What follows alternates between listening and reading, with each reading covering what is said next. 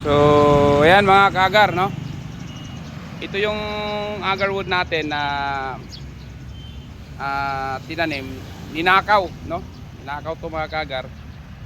So, hindi nila madala dahil may nakakita. Ito, no? Ito na sa kalaki.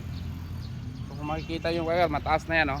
So, nandito tayo ngayon sa police station ng Trento, no? Trento Police Station dahil may nakapagsabi kung sino yung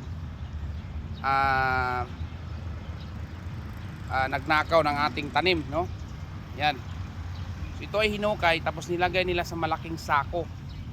Nilipat nila. Pero ang nangyari kasi may nakapag sumbong, iniwan nila yung puno. So ito ay apat to sila. Ito na lang yung dalawa yung nakita ko, no? So kasi busy, nasa Malaysia tayo nung nag-training nung nakalang buwan.